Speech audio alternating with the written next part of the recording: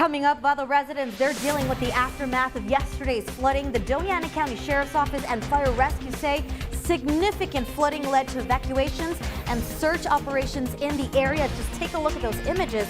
We're going to tell you how things are looking today. Then the city of El Paso is hosting a public meeting where the community can actually learn more and weigh in on the proposed budget for next year, how the budget is expected to help with public safety, and so much more. And speaking of flooding, will Mother Nature give us a little break today? Robert? Monica, yes, little isolated pinpoint storms in the area, but not the threat of heavy rain that we saw yesterday. And we're on our way to the triple digits. I'm going to have your detailed forecast. We're live on KTSM Plus, and your news starts right now.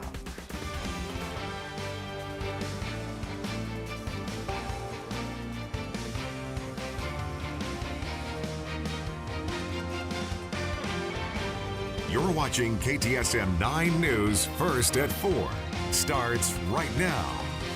Good afternoon, everyone, and thank you so much for tuning in to KTSM Plus. I'm Monica Cortez. Yesterday's rain led to evacuations and search operations in Vado, New Mexico last night. The county says the area got over 2 inches of rain, if you can believe that, which caused a significant flooding. KTSM 9 News reporter Diana Castillo, she was at one of those hard-hit neighborhoods with the latest. Diana? Yes, Monica, we are at one of these hard-hit neighborhoods. Now, this is just one, and I'm going to step out of the way so you can see just the extent of this damage. Now, just look around. Standing water still sits in front yards, and some people we spoke to say their homes took on feet of water. Now, many of them are out here today trying to pump that water out themselves. That's the case for one resident who says his home and his parents' home were heavily damaged. My dad's house over here in the back, we have an addition, and we have water up to almost the knees right now. We're trying to pump it out. Oh, my mom's, I think, both refrigerators and all her couch. And well, water was up about halfway through the table. It's like 2.5 feet deep water in there. County Emergency Manager Amanda Bowen says multiple agencies responded overnight to perform rescues and begin damage assessments. Crews are going door to door to check on residents while road teams work to reopen access to flooded areas. A full resource list is being built, and the county is encouraging anyone impacted to dial 211 for help. Now, the county says this is still a very fluid situation and more resources will be shared as they learn what residents need most. Now, county commissioners are expected to hold an emergency meeting tomorrow to discuss potential disaster declarations. And we will have more on what's going on in Vado coming up on air and online. From Vado, Diana Castillo, KTSM 9 News. Diana, thank you so much for that report. Stay safe out there. Now, in the meantime, Robert, we're talking about non-life-threatening experiences, residents who have experienced non-life-threatening flooding or even utilities that they need to fix. They are encouraged to call the number that you'll see soon on your screen. That number is going to help you with all of your questions, concerns that you may have. It's right there. That's the dispatch number. Give it a call if you do need help in any which way. Robert, I know you were talking about how awful it was looking at the time when you were monitoring it on the radar. 30 years I've done the weather, and when I saw it raining that hard for about 30 minutes, push the panic button. I knew that the infrastructure is poor there for drainage in the area around Vado, which was ground zero last night. It extended to Mesquite all the way down to Barreno. Thankfully tonight, we are not going to face that crisis. So they get a little bit of a relief. We get a little break to dry out. Okay, so let's take a look at the current conditions at the international airports. 91 degrees right now, dew point 57. We have stabilized from yesterday. So what could we see tonight? Well, we could see an occasional isolated pop-up storm in the area. That's about all. If any rain falls from that storm, it would be very brief. Last night's scenario is one such that the storms were not moving. They simply developed and then they sat there. And of course, unfortunately, Vado and surrounding areas bore the brunt of that terrible rainstorm last night. On the radar composite right now, we've got one isolated cell up here around Radium Springs, but pretty quiet tonight. You can feel the difference, and you'll really feel the difference tomorrow with a high temperature of 98 degrees, lots of sunshine, and zero chance of storm action. I'm going to have your detailed forecast coming up in just a little bit. Monica. Robert, thank you so much for that report. And as we all know, of course, the Village of Ruidoso was hit with deadly floods earlier this month. And today, the governor of New Mexico said that the federal government is getting more federal flooding assistance. Now, the state of New Mexico issued a major declaration, a disaster declaration for the communities damaged by the flooding, bringing federal funds to the state to help the communities recover. The money coming in is expected to help households and businesses in Lincoln County with losses or damage caused by this deadly flooding. Now, the declaration also approves of funding for emergency work and debris removal. And to keep up with all of the day's top stories, just head on over to KTSM.com. All right, I do want to take you outside right now. We're going to take a look at those traffic cameras. This is I-10 Hawkins, and you can actually see that things are moving quite nicely. I'm not exactly sure what TxDOT, because we do not have control over TxDOT, but they're showing us something on the side of the road. It looks like a stalled car. It is not causing backup from what we can see. Another angle here is I-10 Brown, and things are actually moving quite nicely in that area. Well, sticking with the roads, there are some road closures across town that may actually affect your commute this week. According to TxDOT, this week from 9 a.m. to 4 p.m., North and South Desert between Anthony and Red Road will have daily alternate lane closures. The Red Underpass will also have alternating lane closures. TxDOT says crews will be working on electrical and other construction work. And over on the east side this week from 9 a.m. to 4 p.m., there will be a right lane closure at the Edgemere and John Hayes intersection, west and eastbound. The right lane on Lee Trevino at the Lee Trevino and Ivanhoe intersection, north and southbound, will also be closed. The Lee Trevino shoulder and median in that area will also be closed, and TxDOT says crews will be striping. Remember that you can always view the full list of road closures by downloading the KTSM app right to your phone. Well, the city is also hosting several community meetings where you can actually voice your opinion about the upcoming budget fiscal year 2026.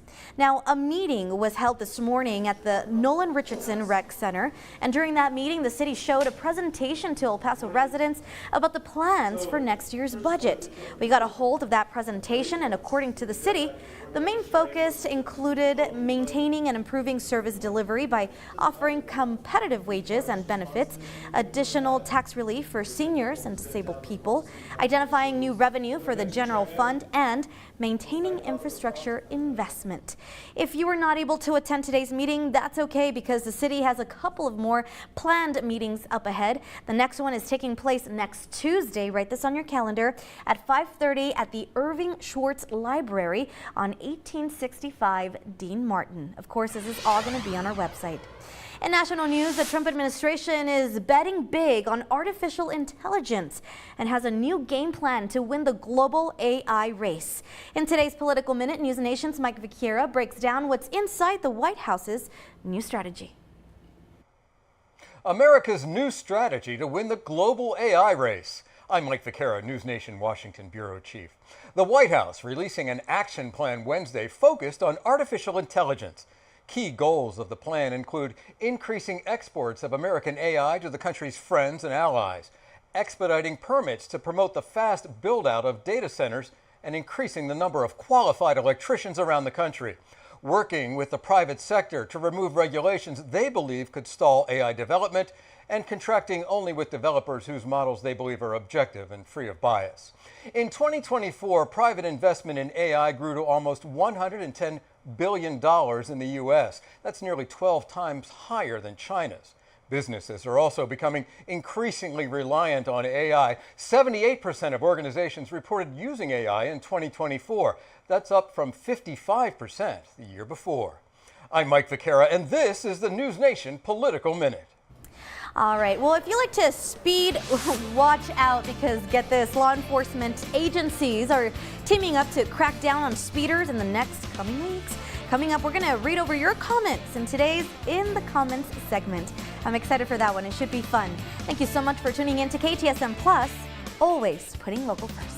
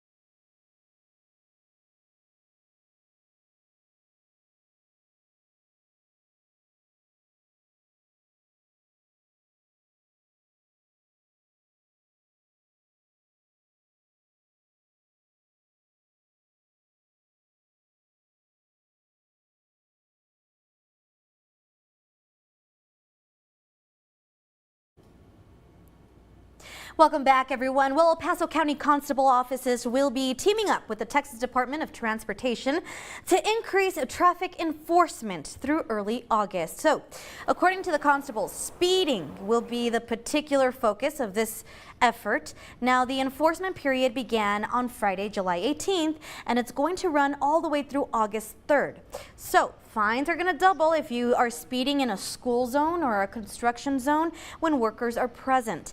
They say this is all in order to prevent or decrease the number of deadly and serious crashes. So, of course, we shared this story on our social media pages, and a lot of you guys had a lot of thoughts to share with us. So we're going to start off with Manny Manriquez, who wrote, "Wow, they're actually doing work now, LOL." Robert Gutierrez simply wrote, "About time." And Juan Diaz asked, "Y'all forget about drunk drivers?" And there have been some new comments at the constable's office. And just last week, the office said that it would be cracking down on people with warrants too, especially child support cases. So there's a lot going on, guys. All you have to do is respect the roads, respect the speed limit, and do your part. So here at KTSM, we value your opinion and we want to hear more from you. Make sure that you're tuning in and you're commenting on all of our social media comments or on all our social media platforms to keep in touch with us through the comments. Well, some middle schoolers at Montwood Middle are getting the chance to learn about robots and coding. Up next, we learn more about the week-long summer camp that's taking place right now. You're watching KTSM Plus. We'll be right back.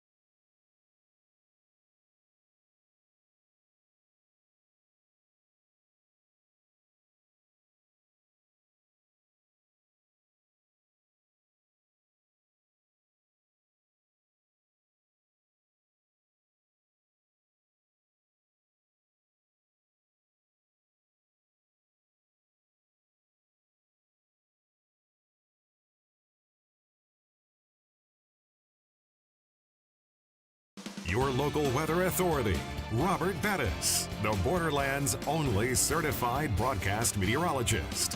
Welcome back, everyone. So, okay, Robert, I didn't know that Vado got hit so bad yesterday. Yeah. Yesterday at my house, West El Paso, I got to see a lot of rain, a lot of lightning, thunder. It was just, it came down hard.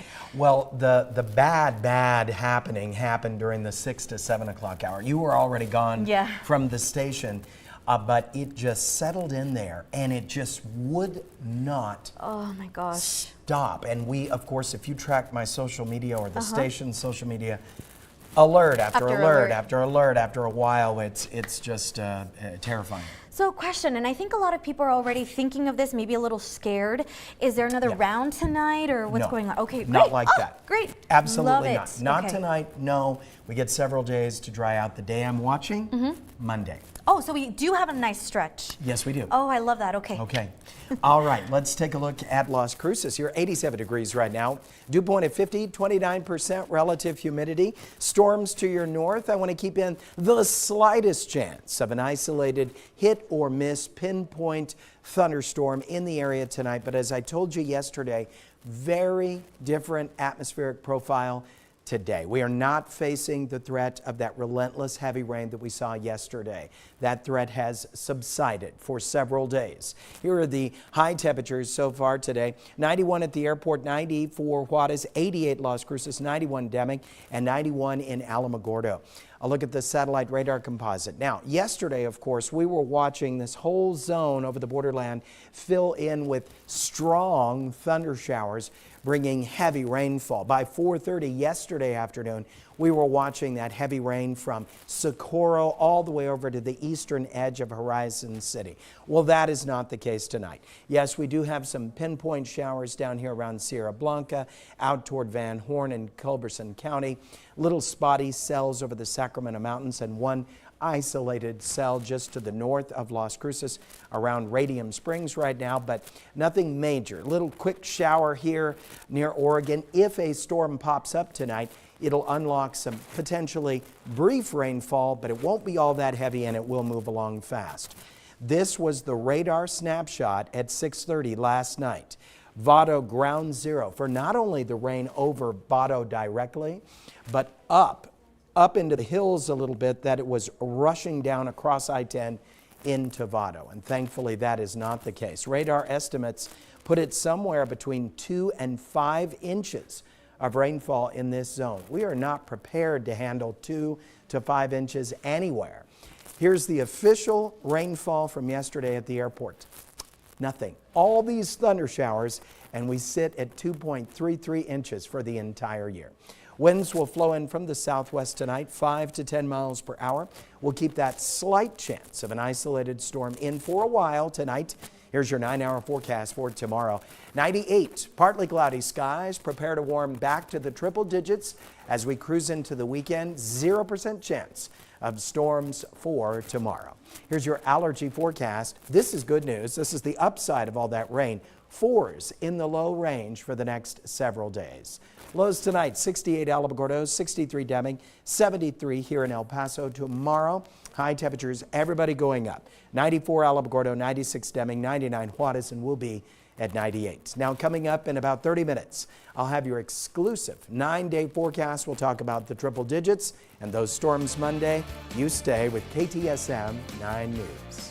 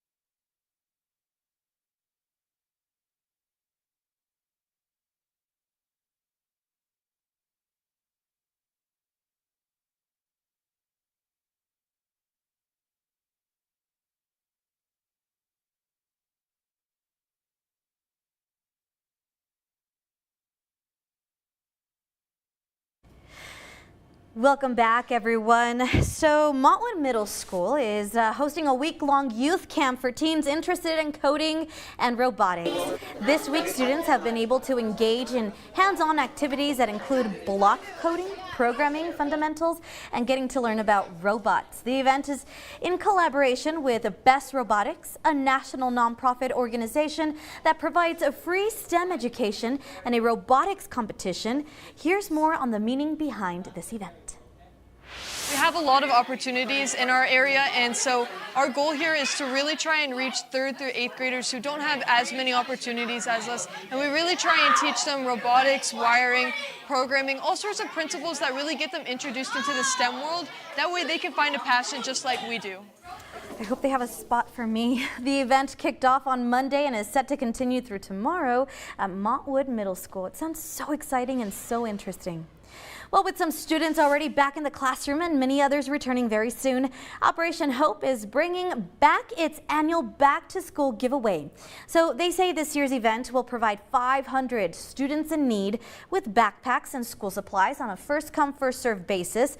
The event is, of course, taking place this Saturday at 10 a.m. at the Boys and Girls Clubs of El Paso on South Florence Street.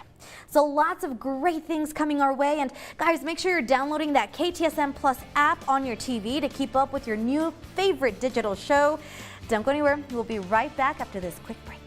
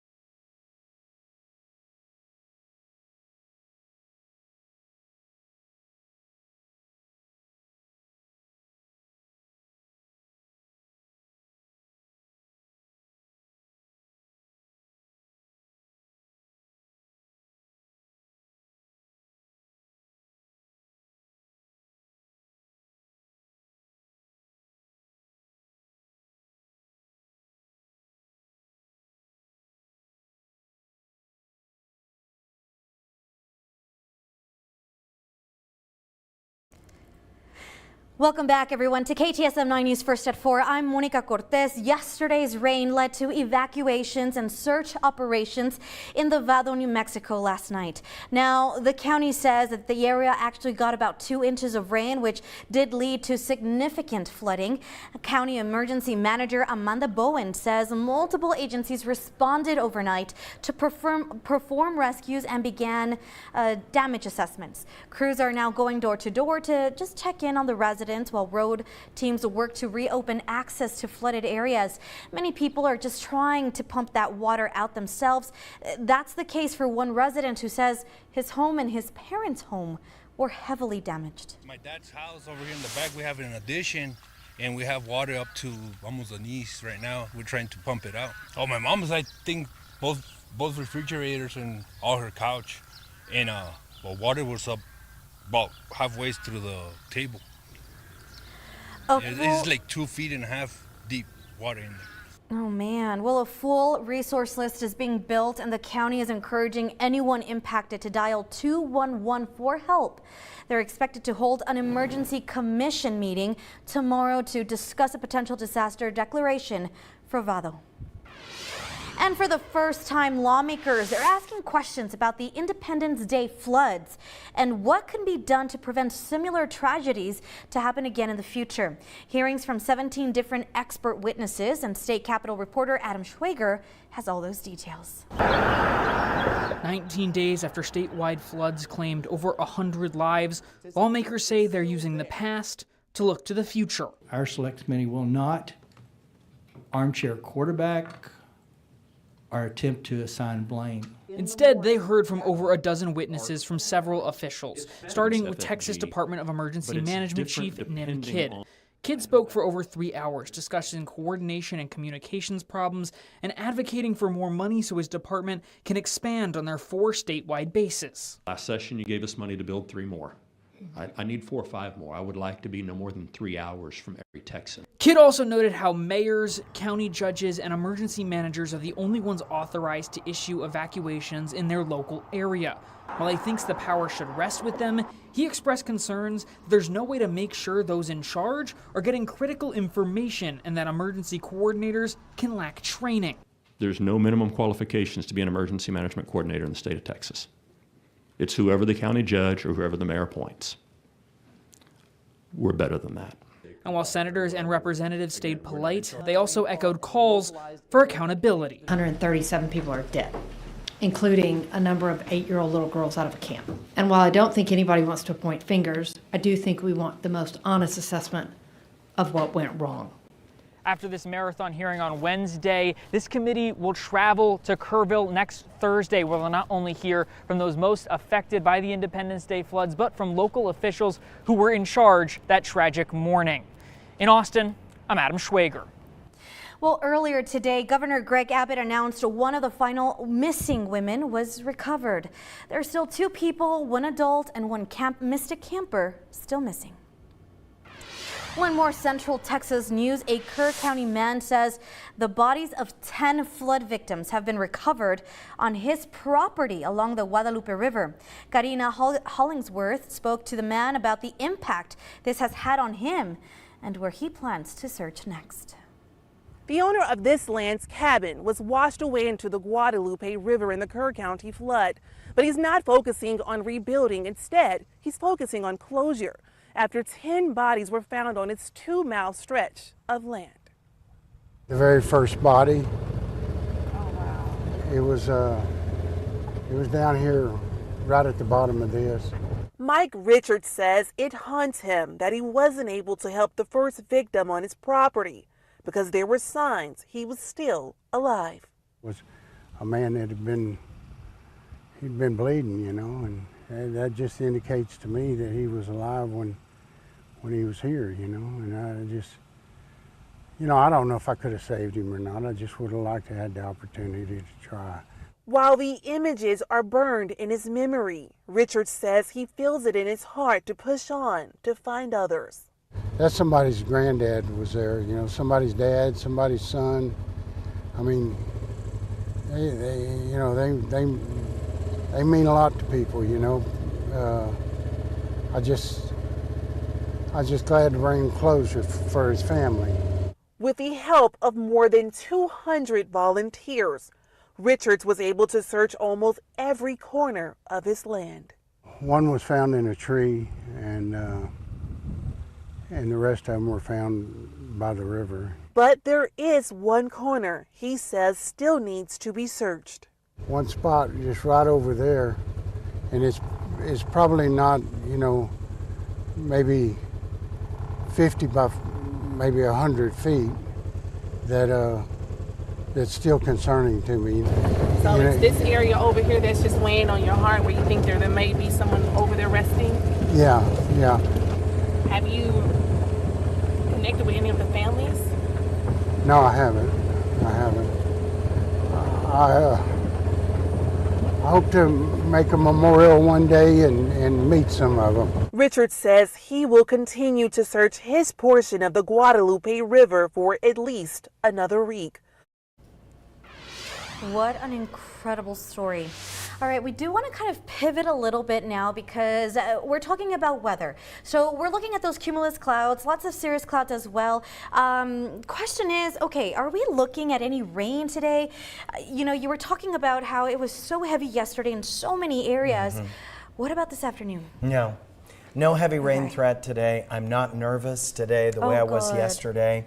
The profile has changed. We're a lot more stable than we were. Now, could we see a little pop-up isolated storm with a little bit of brief rain? Okay. Yes, we could. But not heavy. And they'll be moving on fast. So let's take a look at the current high temperatures so far today. 93 Juarez, 91 El Paso. I predicted 94. We'll see what we end up with later this afternoon. 89 Las Cruces so far today. 91 Alamogordo. 73 for Ruidoso. 70 Cloudcroft. 88 at the pass so far today. Very different day. Now on the satellite radar composite, we still see quite a few areas of clouds and showers. But what's changed in the atmosphere is the amount of available water to produce heavy rain has really thinned out. Second, we're a lot more stable than we were yesterday. You need that instability. And we're not that hot, so I'm not nervous about tonight. We're going to see this, little isolated pop-up pinpoint thunder showers that will come and go in the area. And here's a quick look at what we can expect tomorrow. High temperature goes up to 98 degrees, no storm chance. Friday, quiet in 101, hot on Saturday in 102. We'll see the storms return late Saturday evening. I'm going to have that detailed forecast coming up in just a little bit. Monica. Robert, thank you so much. Let's go ahead and talk about our border report now. At a Senate Judiciary Committee on Border Security and Immigration, U.S. Senator John Cornyn said how illegal immigrants are not entitled to the same due process as Americans. He went over to what he kept referring to as false narrative, saying illegal immigrants are criminals for entering the country illegally. Senators argued over ICE raids as witnesses shared emotional testimony of how immigration policy has ripped their families apart. Their testimony illustrated not only how there are two sides to the illegal immigration debate ranging across the entire country, but also how changes in federal policy can deeply and suddenly affect families in any American community. The idea that someone could break our laws, enter our country illegally, and then be entitled to all the rights and privileges of an American citizen is a little far-fetched, to be sure. While the Fifth Amendment to the United States Constitution applies to all individuals within the United States, illegal aliens are not entitled to the same level of due process as American citizens. Closing the border to asylum seekers and now targeting undocumented immigrants in the interior of the country has also taken an emotional toll and allegedly led to human rights abuses. Meanwhile, new fees go into effect this week, impacting those applying for immigration permits. We're going to break it down for you. So that includes a new $250 fee that will now apply to international visitors. The way it works is the United States Citizenship and Immigration Services says the cost for asylum, temporary protective status, and work permits has all changed. The new prices are already in force, and if any new application does not include the new rate, it will be rejected and applicants will need to start the process over. One of the most significant changes is that for the very first time, a $100 fee will now be charged when starting an asylum application. So that amount must be paid each year while the case is pending. There are also changes for a work permit. According to the government, this charge seeks to ensure that visa recipients leave the country on time. USCIS recommends checking each fee on its official website before even submitting those documents. Any mistake could not only cost you money, but time as well. Well, in case you missed it, more road work is coming to East El Paso, and city officials are presenting early design plans for improvements for a 1-mile stretch of the high-traffic Vista del Sur corridor. Now, the project will have a full road reconstruction for about half of the stretch and road surfacing for the other half. City officials say that it will feature new street signs and markings, repairs to parkway structures, and the development of ADA-compliant sidewalks, driveways, and so much more. The city expects to start construction next summer and is expected to complete the project in about a year. Well, the El Paso County Sheriff's Office wants to expand the use of a new tool they say can de-escalate dangerous situations from a distance. Our crew stopped by the El Paso County Sheriff's Office training range in Far East El Paso as deputies practiced with the pepper ball system. Now, this tool launches projectiles filled with an irritant similar to pepper spray. Officials say it gives deputies a way to gain control of a suspect from a distance without even having to engage at a close range. Well, coming up, we're hearing from you, the viewer, on the approved salary increase for Clint ISD employees, a story that has been trending. We'll read some of those comments in our upcoming In the Comments segment. Thank you guys so much for tuning in to KTSM 9 News First at 4, putting local first.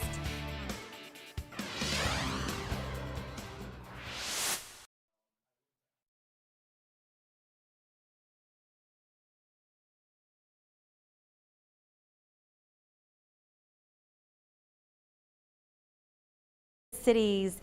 Yes, of course, Gabriel, and we'll be the first to kind of tell you about it, and I think that's what's really cool. So I am going to say this. So I'm looking at you guys, and I'm seeing that our viewership is going down. It's at about 9 now, so not a lot of us are tuning in. 10 now. So I feel that we went from 30 to 10, which I get. Guys, I'm not I'm not faulting you whatsoever, but it does look like, Robert, I feel like our engagement is is better at half Don't an make hour. me get the puppets. Yeah, get the puppets. No, just kidding. We Aw, don't. he didn't bring them today. Okay. Oh, crosstalk is dead. Okay. So, all right, cool. So I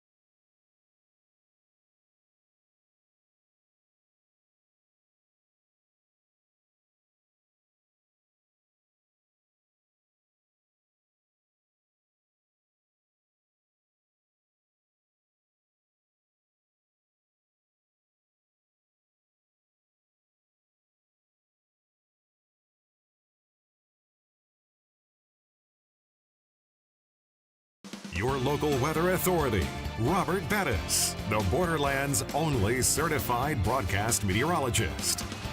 No weather authority alert tonight. In fact, we can say goodbye to the threat of heavy rainfall. I'm not really concerned about rain until possibly the storms late Sunday and of course Monday. I've got my eye on that day. It is 91 degrees at the airport right now. We've got winds coming in southwest 9 miles per hour, dew point 57. At the surface, it still feels a little muggy outside. At the upper level of the atmosphere, it's changed dramatically from yesterday without the potential for extraordinary, endless heavy rain as we saw yesterday. 89 has been the high so far, Las Cruces, 91 Alamogordo, 91 Deming, 75 in Ruidoso. Satellite radar composite. Still active isolated thunder showers in the area, but generally tonight, really quiet. I'm keeping the slightest chance in of a little isolated pinpoint hit or miss thunderstorm cropping up in the area tonight. If that thunderstorm decides to unlock a little bit of rain, it would be brief, not heavy, and it would move along fast. Now we do have up here at Radium Springs, tiny little pinpoint thunder shower that has moved out of the area up there. So far around Las Cruces, we had one little cell around Oregon that moved along 70. Now that's terminated, so we'll keep watch for the skies. But what we will not see tonight is this. This is yesterday's radar snapshot at the peak of the rainfall and the flood warning that was issued centered over Vado, but including Mesquite all the way down toward Barreno, even Anthony, with the heaviest rain up here to the east of I-10, but also another heavy rain node down closer to the river valley. Here's a look at what radar estimates is the rainfall, and you can see that zone there with that heavy rain. And thankfully, they'll be dry for several days, and we're praying for their cleanup efforts that they get through that. That was a terrible, terrible day yesterday. Here comes your 9-hour forecast for tomorrow. High temperature 98 degrees with partly cloudy skies and no storm chances for our Thursday. Allergy forecast, 4s across the board. That's in the low range, so that's some good news. Tonight for you, Las Cruces, slight chance of a pinpoint thunderstorm in the area, 64 the low tonight. High temperature tomorrow, 96 degrees, just partly cloudy skies, and you'll feel the difference. It'll feel much drier in the afternoon. 73 our low temperature tonight. We'll keep watch of the skies for a little while, and then 98 our high temperature tomorrow with partly cloudy skies. Now, only KTSM gives you 9 full days of weather. On Friday, a lot of sunshine, high pressure building up over Texas. Going to take us up to 101 degrees. The hottest days, Saturday, 102. We'll end it with isolated storms. Then here come the thunder showers late Sunday, 98, brief heavy rain. Heavy rain threat on Monday. That's the day I'm watching at 94. And then the storms then out again starting on Tuesday. Monica. Robert, thank you so much. Let's go ahead and take you outside right now. I want to use those TechStalk cameras, and it looks like I-10 Brown. Things are moving quite nicely in both directions. Not a lot to slow us down. Everything is moving quite nicely. And sticking with the roads, there are some road closures across town that may actually affect your commute this week. According to TxDOT, this week from 9 a.m. to 4 p.m., North and South Desert between Anthony and Red Road will have daily alternating lane closures. The Red Underpass will also have alternating lane closures. TxDOT says crews will be working on electrical and other construction work. And over on the east side this week from 9 a.m. to 4 p.m., there's going to be a right lane closure at the Edgemere and John Hayes intersection, west and eastbound. The right lane on Lee Trevino at the Lee Trevino and Ivanhoe intersection, north and southbound, will also be closed. The Lee Trevino shoulder and the median in that area will also be closed, and TxDOT says they will be striping. Remember, you can always find a full list of road closures by downloading the KTSM app to your phone, so don't forget to do that. All right, well, it's time for In the Comments segment. So the Clint ISD Board of Trustees has approved a salary increase for their employees. The district says teachers with 3 to 4 years of experience will get a $2,500 increase, and those with 5 or more years of experience will get a $5,000 increase. All other employees, including administrators, district personnel, and auxiliary staff, are set to get a 3.5% salary increase. Clint ISD says it may need to revisit compensation if state funding levels change. So we shared the story onto our social media accounts, and many of you had some thoughts that you wanted to share with us. Laura Lavond Crosby writes, crossing guards deserve a raise also, especially after being loyal beyond 10 years or more. I've been with the district since 2013. And Danny Silva says, this is what I like to hear. So of course we want to hear from you. This is such a great thing. Of course we value our teachers here at KTSM, and more than that, we value your opinion. So make sure you're following us on all of our social media platforms to keep in touch with us through the comments.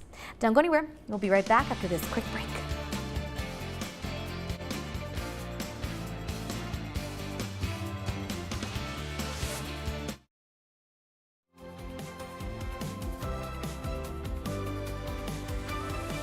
We're here today with Dr. Jorge Saenz, a pediatric critical care doctor over at Las Palmas Medical Center's pediatric unit. Dr. Saenz, let's talk about some important signs to look out for kids that might be dehydrated here in the summer months. Yeah, here in the summer months in El Paso, it can get really challenging. You know, your kids get real dry real fast. So as parents, you know, we can see them that they are having real dry mouths, you know, they're not drinking enough, you know, their mucosas are dry, they don't have no wet diapers, and so on and so on. What are some ways that parents can, what are some things and ways that parents can do to make sure that kids are drinking enough fluids in the summer? The easiest way is just to keep on top of them, you know, to make sure that they're encouraging them to drink as much as they possibly can during the day, and they usually is not enough. But, you know, encourage them to drink water, fluids, you know, and if they're doing exercise, you know, to do some electrolytes balance, you know, with that. Dr. Saenz, thank you very much. And always for more, you can go to LasPalmasDelSolHealthcare.com to find a provider near you. Wellness Wednesday, sponsored by Las Palmas del Sol Healthcare.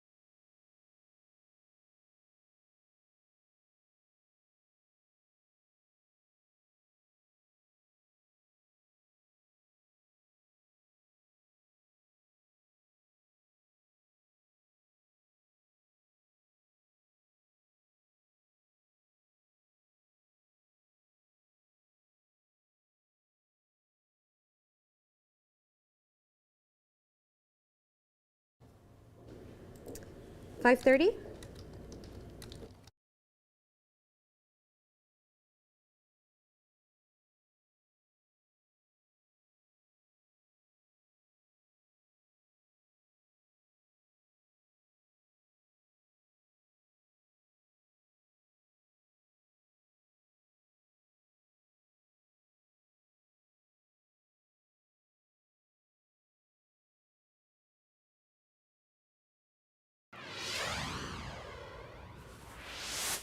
Here is a last look at the forecast. We can expect a high temperature tomorrow of 98 degrees. We'll see a few clouds, no storm chances for tomorrow, nor for Friday. Friday will be sunny and hot. We're going to start to build that high pressure back up over the borderland. 101 on Friday.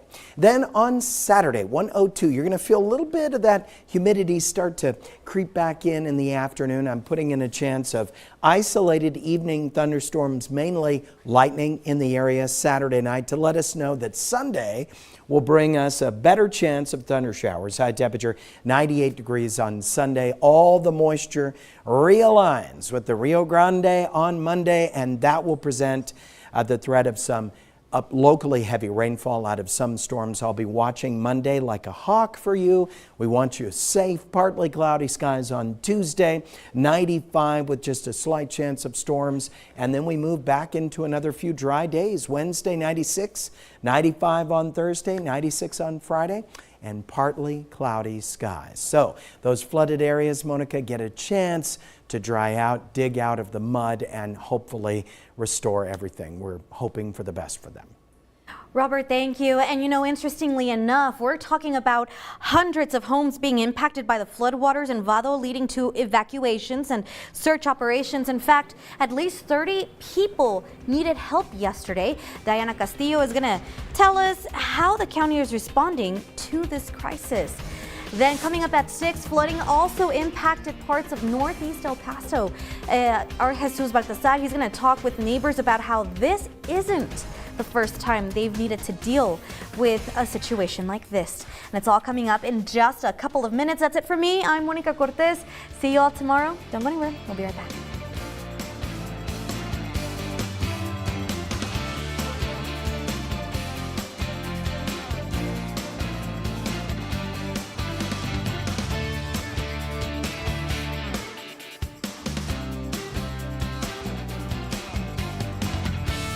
Hair and wardrobe provided by